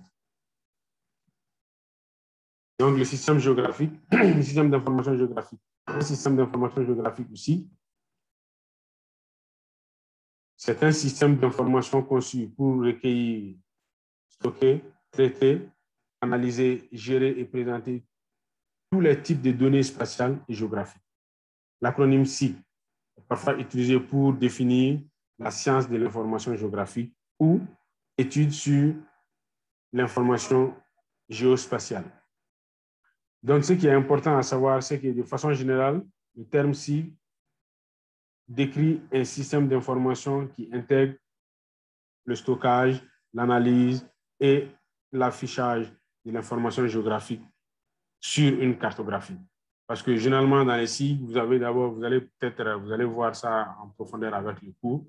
Donc, il faut d'abord avoir les informations. Par exemple, vous pouvez avoir une carte vierge et puis vous allez voir différentes planches de cartes pour pouvoir mettre les unes sur les autres, pour pouvoir créer l'événement que vous voulez, avec les phénomènes que vous voulez faire ressortir, par exemple. L'application liée au site sont les outils qui permettent aux utilisateurs de créer des requêtes interactives, d'analyser l'information spatiale, de modifier et d'éditer des données par l'entremise de cartes et d'y répondre cartographiquement, comme ce que je viens de donner une explication briève. Donc, la science de l'information géographique est la science qui sous-entend que les applications, les concepts et les systèmes géographiques. Donc, il y a quelques fonctionnalités que vous devrez peut-être connaître avant le cours sur le site. Donc, il y a d'abord l'acquisition, c'est quoi? C'est la saisie des informations géographiques sous forme numérique. Il y a également l'archivage, c'est la gestion des bases de données. Il y a l'analyse, qui est la manipulation et l'intégration des données géographiques. Il y a l'affichage, qui est la mise en forme et la visualisation. Il y a l'abstraction, qui est la représentation du monde réel. Et enfin, il y a l'anticipation, qui est la prospective. Voilà les 6 fonctionnalités que vous devrez connaître pour pouvoir utiliser un logiciel de site. Donc, il y a quelques logiciels que je vais vous communiquer. Notamment, il y a le SIG, il y a le QGIS, qui est un logiciel SIG à source ouverte qui permet d'être utilisé sur les ordinateurs Windows, Mac et Linux. Ce logiciel peut effectuer des analyses géospatiales avancées et dispose d'une vaste bibliothèque de pins. Donc, ils ont jusqu'à 300 pins que vous pouvez utiliser, notamment pour pouvoir cartographier un événement dans une zone bien déterminée. Donc, c'est celui qui est ici en haut, le QGIS. Voilà, donc c'est comment on l'utilise. Voilà, c'est un peu la façon visuelle que le logiciel peut vous montrer. Nous avons également le Google Earth Pro, qui peut être utilisé pour visualiser, évaluer, créer et télécharger ou superposer les données géospatiales.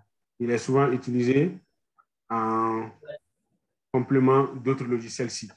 Très souvent, je ne sais pas si vous avez eu cette curiosité ou bien si vous avez cette curiosité ou bien cette habitude.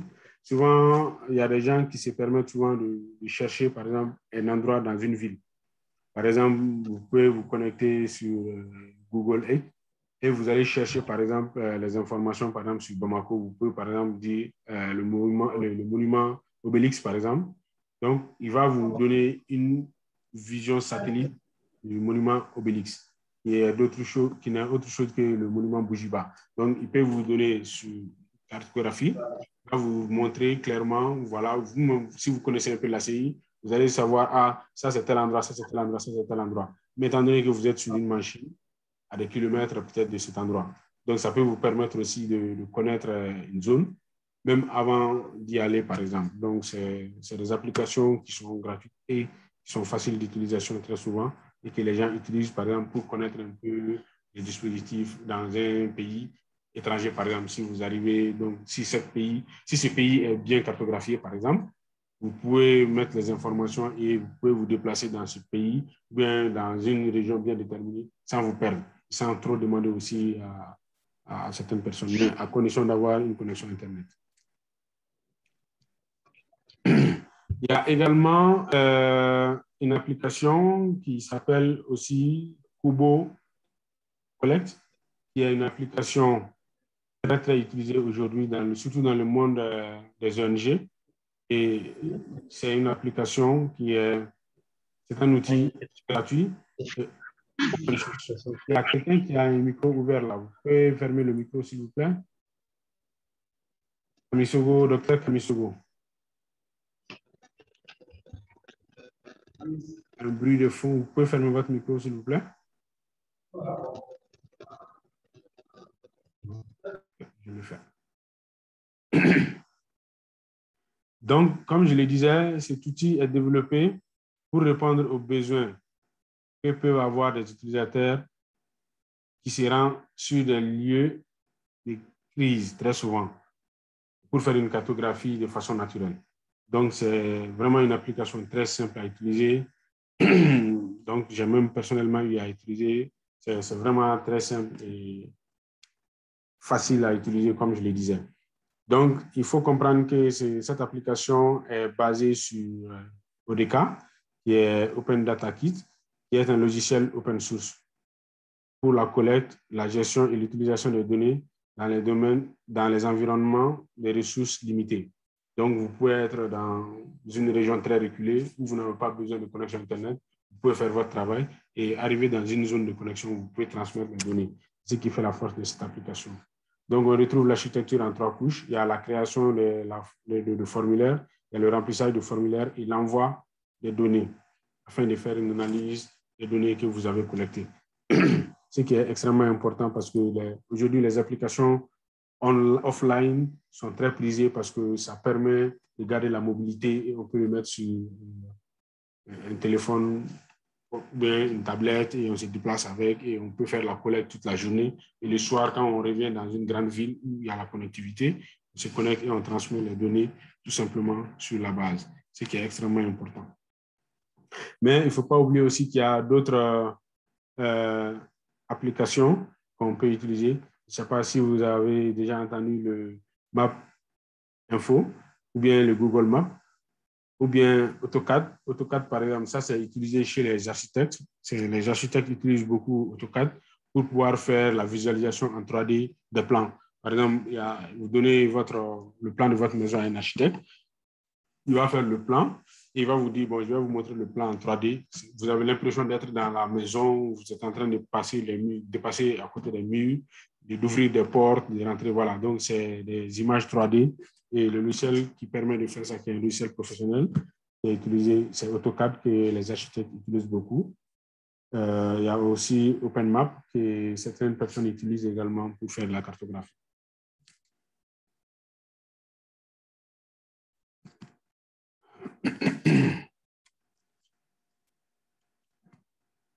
Donc, quelle est l'importance des cycles quel peut être le domaine d'intervention des cycles, par exemple? Donc, ce qui est important de savoir, c'est que les relations entre les acteurs sont souvent basées sur la localisation. C'est ce qui nous permet d'utiliser aussi très souvent le cycle. Donc, en particulier, pour les maladies infectieuses, par exemple, comme je l'ai dit ici, en cas d'épidémie, par exemple, vous pouvez simplement utiliser les applications QGIS qui vont vous permettre de donner beaucoup d'informations, surtout en matière de cartographie, par rapport à une épidémie. Parce qu'il y a certains comportements qu'on peut voir sur une cartographie, souvent qui peut passer inaperçu à l'œil nu. Donc, de nombreuses données peuvent être évaluées sur la population avec une approche statistique. Les QGIS sont très utilisés pour gérer les données, pour les cartographies et pour les analyses. Donc, il y a les statistiques, il y a l'analyse spatiale, il y a le transfert d'échelle. Il y a également l'agrégation. Donc, pour une approche géographique, les cycles permettent de fournir les statistiques et les présentations spatiales, permettant d'élaborer des connaissances, notamment faire une analyse raisonnée sur les mécanismes du système dédié. Il y a également, pour une approche épidémiologique, permet la mise en évidence des facteurs de risque, des processus spatiaux d'émergence et de diffusion. Donc, par exemple, on peut voir sur une cartographie comment une épidémie a commencé et comment elle s'est diffusée avec le temps dans l'espace. Par une approche spatiale et géographique, incluant l'environnement et les relations spatiales entre acteurs.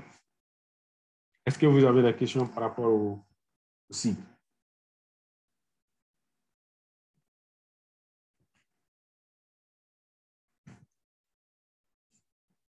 OK. Donc, nous allons entamer la généralité sur les systèmes d'information clinique et les normes de classification. Donc, ici, les systèmes d'information clinique, on dit le SIC. Donc, on a vu le QGIS, on a maintenant le SIC. C'est la plateforme d'information centrale d'un établissement de soins, ou bien d'une clinique, en tout cas d'un établissement où on fait les soins, Donc, on y sauvegarde les données pertinentes des traitements médicaux, les prescriptions d'examens complémentaires, les mouvements et les transferts internes du patient lors de son soin. Donc, lors d'un épisode de soins, donc, on peut avoir toutes ces informations sur un patient. Donc, le personnel d'accueil hospitalier ou d'un établissement quelconque, les services de soins cliniques, les services paramédicaux, les services d'administration et finances sont les utilisateurs d'un système SIC. Donc, il peut donc s'agir d'une solution globale intégrée ou d'un ensemble de systèmes indépendants pouvant maintenir pouvant donner des informations qui proviennent de sources différentes. Notamment, par exemple, vous pouvez être confronté à une situation où vous avez les informations qui peuvent venir, par exemple, vous avez un système pour gérer le dossier médical, vous avez un système pour gérer la pharmacie, vous avez un système pour gérer le laboratoire, mais toutes ces informations doivent se retrouver à un seul endroit. Donc, c'est ce qu'on appelle le SIC, très souvent. Maintenant, la particularité est que c'est avant, on avait un système pour le laboratoire, un système de vente pour la pharmacie, un système de vente pour le ticket au niveau du bureau des entrées et un système de vente et un système également pour le laboratoire. Donc, vous allez rentrer dans un établissement, vous allez trouver que chacun, dans son coin, est en train de travailler sur un système différent. Donc, les SIC sont venus pour pallier à ces problèmes-là parce qu'on a vu qu'avec les SIC, on peut avoir un système intégré où le patient est au centre. Donc, tout est lié au patient. Donc, on va voir également les mouvements internes du patient. C'est pourquoi les systèmes d'information clinique sont nés de l'information des dossiers patients, longtemps considérés comme des simples archives informatisées des données médicales du patient. Parce que nous avons vu qu'avec le temps, souvent, le dossier médical est très mal conservé. Donc, or, normalement, quelqu'un qui vient pour une consultation, cette information administrative où il paye le ticket doit être liée à la consultation qu'il a eu à faire. Parce qu'en cas de problème, on peut se rappeler que cette personne est venue, la personne a payé le ticket, la personne a eu la consultation. Donc, on doit avoir le parcours interne d'un patient dans son dossier, en réalité. Donc, c'est ce qui permet maintenant, avec les systèmes d'information clinique, de soutenir le dossier du malade et le mouvement interne même du patient. Donc, c'est pourquoi on dit, même si les informations proviennent de sources différentes, il faut quand même que ça soit concordant à un niveau pour qu'on puisse avoir toutes les informations. Aujourd'hui, nous avons des applications aussi qui nous permettent, des applications intégrées, axées sur le patient, qui nous permettent de voir tout le parcours d'un patient dans un établissement de soins. Ici, qui est extrêmement important. Est-ce que vous avez des questions par rapport à l'entrée concernant les sites?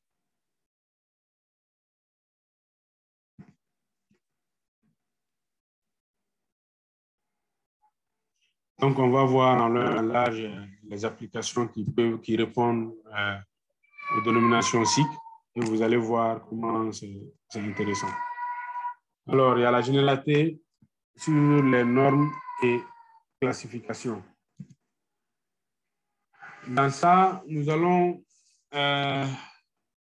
vous énumérer quelques classifications qui sont vraiment utilisées dans le domaine de l'informatique de la santé, notamment la classification internationale de la maladie, la version 10, qu'on appelle communément la CIM10. Donc, est une classification statistique non exclusivement médicale. Donc, il code les maladies, les signes, les symptômes, les circonstances sociales et causes externes des maladies ou des blessures. Donc, elle est publiée et garantie par l'Organisation mondiale de la santé. Donc, la liste contient à peu près environ 14 000 codes différents et permet de coder de nombreux diagnostics et situations cliniques ou sociales. Donc, il y a les sous-classifications aussi. Nous avons environ jusqu'à 6 000 sous-classifications qui sont utilisées dans la CIM10. Donc, le projet des CIM a débuté dans les années 1983 et a été complété en 1989 avec une adoption le 13 mai 1992. Ce qui est important à savoir, c'est que la publication des CIM a été faite sous 3 versions et en fait sous 3 volumes. Donc, on a eu la version de 2013, la version de 2014, la version de 2016. Maintenant, il y a eu une application est prise en compte à partir de janvier 2016. Donc, depuis 2016, nous sommes en train d'utiliser la SIM 10. Actuellement, ce que vous devrez savoir, actuellement, il y a la SIM 11 qui se prépare. Donc, l'OMS est en train de travailler activement pour faire sortir la SIM 11 qui va progressivement remplacer la SIM 10 et dans tous les logiciels de gestion de santé, notamment la prise en charge des patients et autres. Donc, il y a aussi une classification qu'on appelle la classification internationale des soins primaires, deuxième édition, qu'on appelle le 6P2. Alors, ça, c'est une classification très intéressante parce qu'elle est développée par l'Organisation internationale des médecins généralistes. On appelle en anglais le WANCA. Et elle appartient à la famille des classes de l'Organisation mondiale de la santé qui est derrière cette application, comme la SIM10.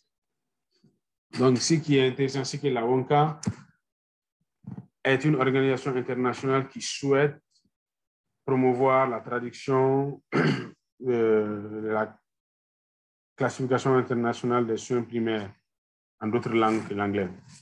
Notamment, il faut comprendre que la première version en français a été publiée en 1992, pratiquement dans les mêmes ordres que la SIM 10.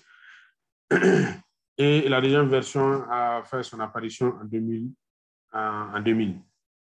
Ce qui est important avec cette classification, c'est que cette classification permet de donner un format électronique partageable.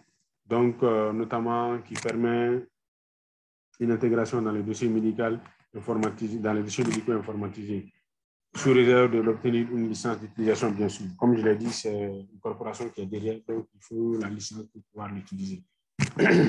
Elle permet également de classer et de codifier. Elle permet de classer et de coder 3 éléments essentiels dans une consultation en médecine générale. Notamment, il y a les motifs de consultation, c'est-à-dire il y a les motifs de la rencontre, du point de vue du patient. Il y a également l'appréciation apportée par le professionnel de la santé et il y a le processus de soins.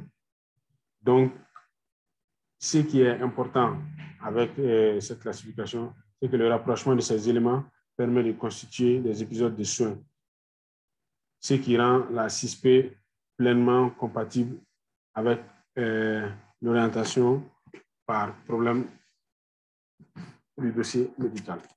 Il y a une classification également uniquement pour le domaine du laboratoire. Donc, nous avons la classification qu'on appelle LOINC, qui est une terminologie de référence internationale pour coder les observations et les documents électroniques publiés par une organisation de recherche médicale américaine à but non lucratif.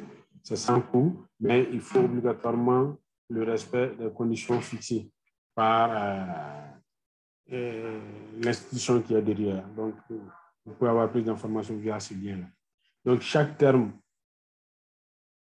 possède un code LOINC dans le domaine du laboratoire, un libellé de référence en anglais, des traductions de ces libellés dans différentes langues et une 50aine d'attributs. Donc, ce qu'il faut comprendre, c'est que la classification LOINC, c'est la terminologie comporte plus de 60 000 termes, dont environ 40 000 représentent les analyses élémentaires de biologie. Elle a été publiée par l'American Clinical Laboratory Association et le College of American Pathologists.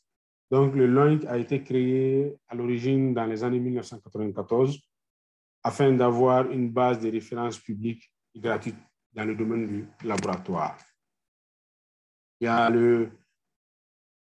comment on appelle ça, le DICOM, pour ceux qui ont peut-être un peu travaillé dans l'imagerie, ils ont peut-être dû entendre parler du DICOM.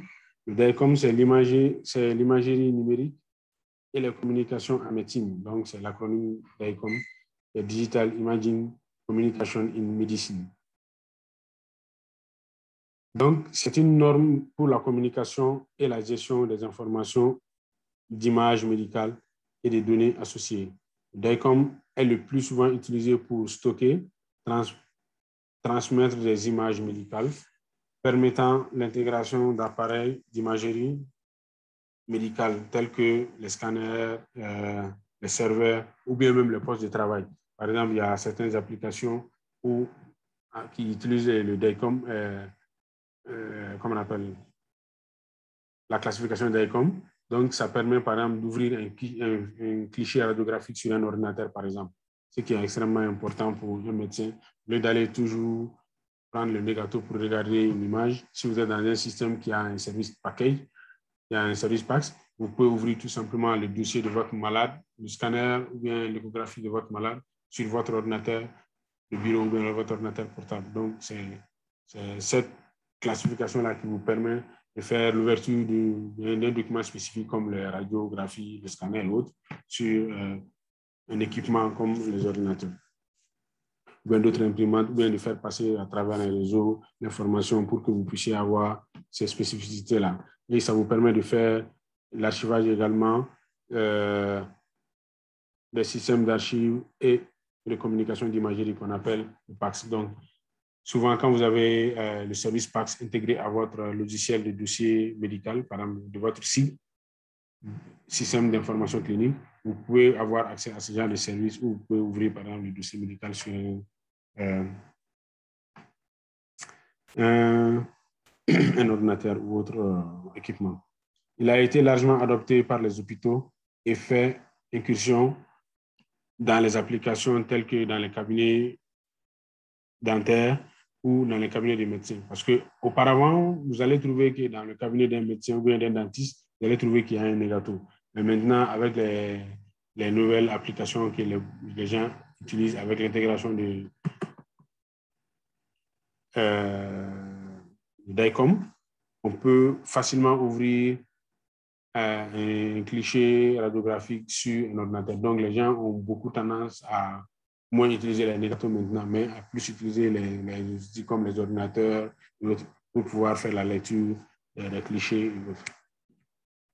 Les fichiers DICOM peuvent être échangés entre deux entités capables de recevoir des images et des données des patients au format DICOM.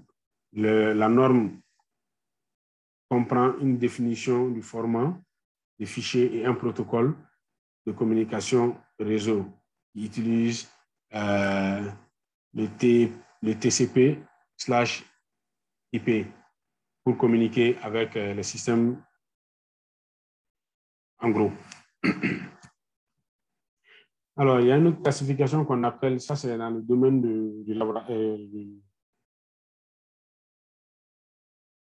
la pharmacie, qu'on appelle le système de classification anatomique, thérapeutique et chimique, ATC, la classification ATC. Donc, le système ATC, c'est le système de classification anatomique, thérapeutique et clinique, qui est utilisé pour faire la classification des médicaments. C'est également détenu par l'Organisation mondiale de la santé à travers la corporation et Center for Drain, statistique, méthodologie, qui a le contrôle. Donc, à travers l'OMS, il y a cette entité qui permet de faire la maintenance et le maintien de cette classification-là. Donc, les médicaments sont regroupés les médicaments sont divisés en groupes selon l'organe ou le système sur lequel ils agissent ou leurs caractéristiques thérapeutiques et chimiques. Donc, ce qui est important à savoir, c'est que cette classification est apparue depuis 1976 et c'est utilisé dans les zones européennes depuis tout ce temps pour pouvoir faire la normalisation dans le domaine de la pharmacie. Il y a également une norme aussi qui s'appelle la RX norme, qui est une norme très intéressante. Donc, c'est une terminologie médicale spécifique aux États-Unis qui contient tous les médicaments disponibles sur le marché américain. Elle permet également d'être utilisée, dans les applications de dossiers médicaux personnels. Donc, la RX norme, par exemple, nous l'utilisons par exemple dans une de nos applications que nous soutenons et qui permet de faire l'interaction médicamenteuse. Donc, par exemple, quand vous donnez le paracétamol, quand vous donnez notre produit à base de paracétamol, donc le système va vous donner des alertes, va dire attention, vous avez déjà prescrit un médicament qui contient tel principe actif qui va faire des interactions avec tel médicament. Donc, vous pouvez changer. Donc, le système peut vous donner des alertes comme ça pour que le prescripteur puisse pouvoir ajuster son traitement en fonction des molécules qu'il va utiliser. Donc, la RX norme fait partie des terminologies maintenues par la National Liberty of Medicine des États-Unis. Donc, elle intègre, comme je l'ai dit, la détection des interactions médicamenteuses et c'est multilingue. C'est ce qui fait sa force. Par exemple, si vous avez des médicaments qui sont dans une classification anglaise et vous voulez avoir l'interaction en français, donc le système peut vous permettre de voir l'interaction qui va se faire, mais il va vous montrer dans la langue française, ce qui est extrêmement important. Ça veut dire qu'il peut avoir accès à différentes bases pour pouvoir faire ces interactions une fois connecté, pour pouvoir vous permettre d'utiliser pleinement cette application à bon escient.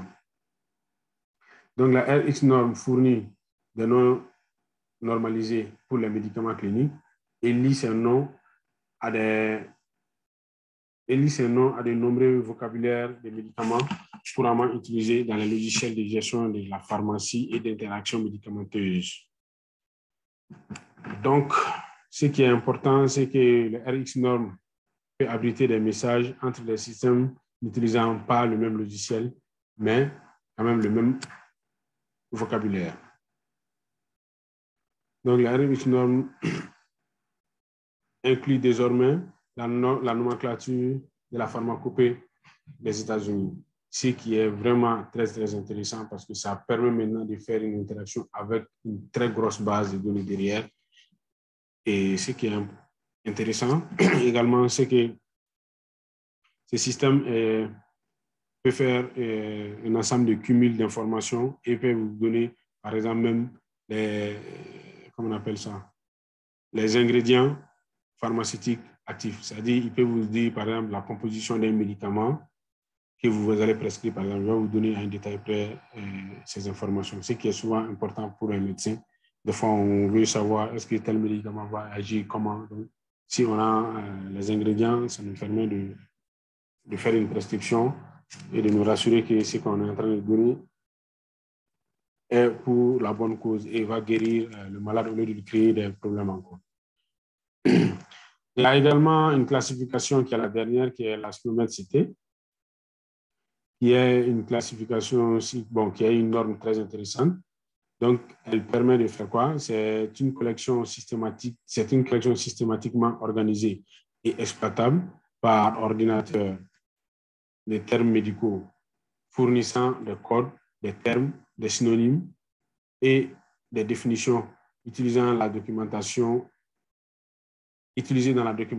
et les rapports cliniques. Donc, la SNOMED-CT est considérée comme la terminologie des soins de santé clinique multilingue la plus complète au monde. L'objectif de SNOMED-CT est de coder les significations utilisées dans les informations de santé et soutenir l'enregistrement clinique efficace des données dans le but d'améliorer les soins aux patients.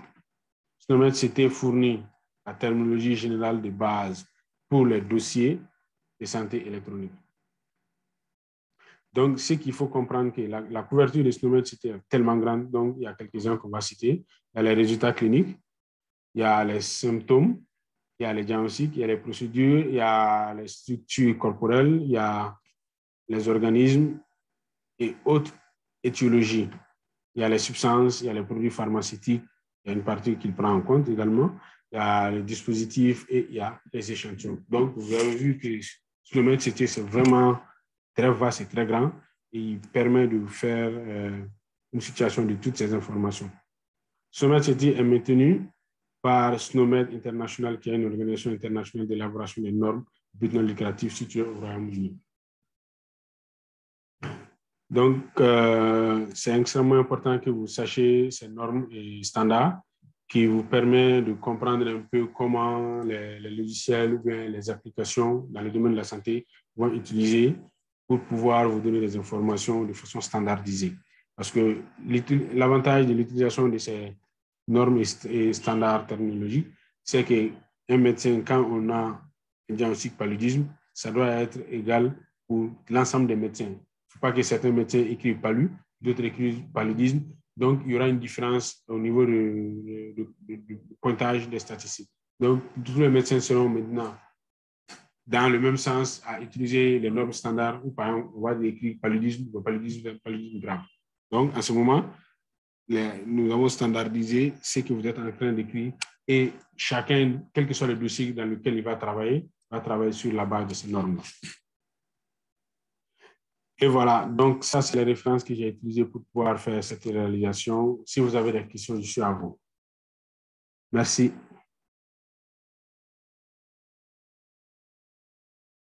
Alors, il y a Angara qui pose une question où il dit explication sur l'application PDF. Si Tangara peut m'entendre. Ah, ok, je vois. Excusez, je parle de GPS. Est-ce que Tangara peut prendre la parole pour modifier? Parce qu'il a parlé de GPS. C'était probablement dans...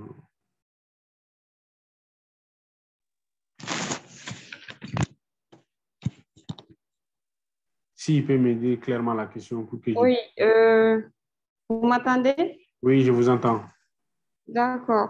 Par rapport à la cartographie, le système d'information géographique que vous avez expliqué, bon, je vois sur des téléphones l'application GPS. Bon, bon, moi, personnellement, je n'ai pas eu à utiliser, mais j'entends parler, quoi. Oui, moi, je voulais, si vous avez une explication par rapport au système, la cartographie du GPS, de l'application GPS sur les téléphones. Alors, donc, merci pour la question. Ce qu'il faut comprendre, c'est qu'il y a une petite nuance dans ce que vous êtes en train de dire. Les GPS sont sur pratiquement tous les téléphones smartphones actuellement. Oui. Que vous l'utilisez, mais sans que vous-même vous le sachiez. Par exemple, si vous prenez une photo dans une zone X, il va vous dire que cette photo a été prise, par exemple, à Bamako. Il y a des téléphones qui donnent cette extension-là. Donc, ça veut dire que votre téléphone est en train d'utiliser le GPS. En fait, le GPS, ce n'est autre chose qu'une application qui permet de vous localiser. C'est-à-dire, l'endroit où vous vous trouvez, c'est ça le GPS.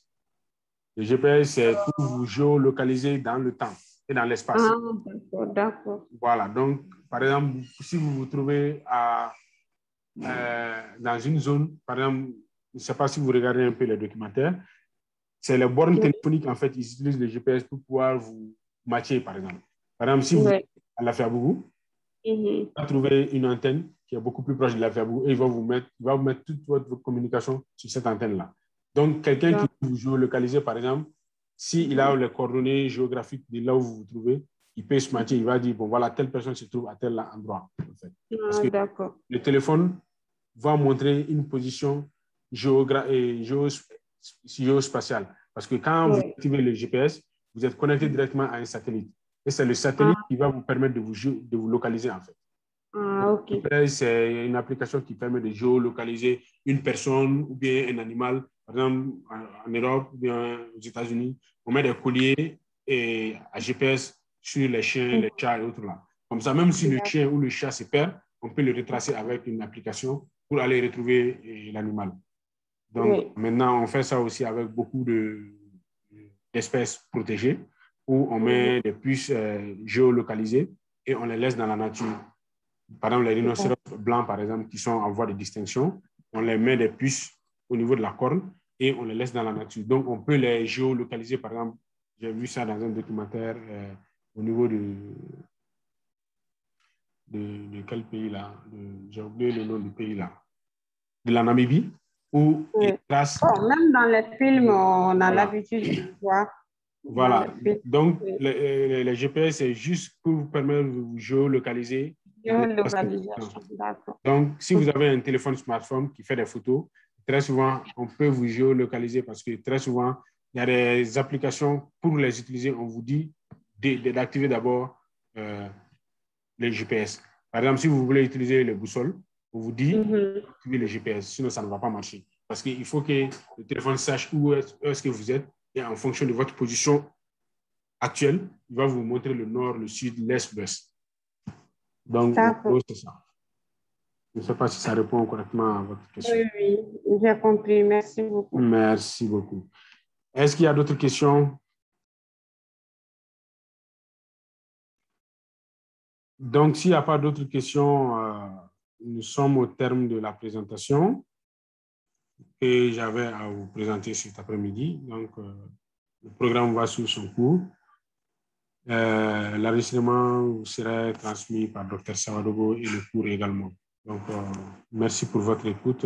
S'il n'y a pas d'autres questions, donc je donne encore 2 minutes plus à des questions pour les gens qui veulent encore poser des questions.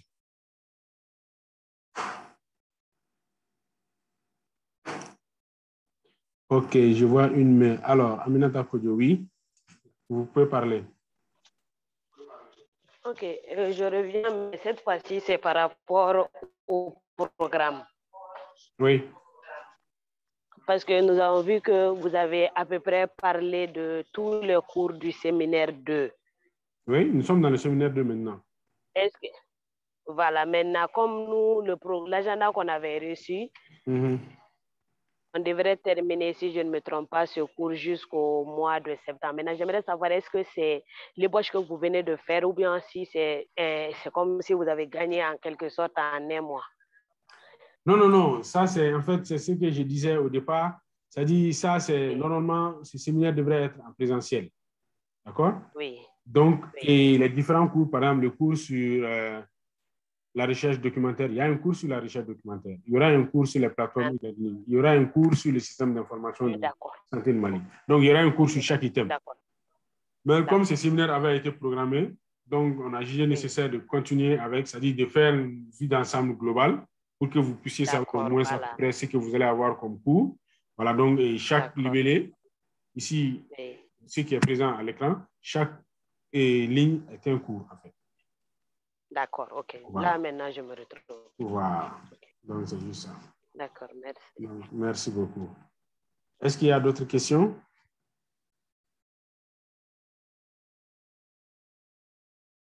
Donc, ça veut dire que vous avez bien compris alors, s'il n'y a pas de questions. Bien, vous avez tout compris.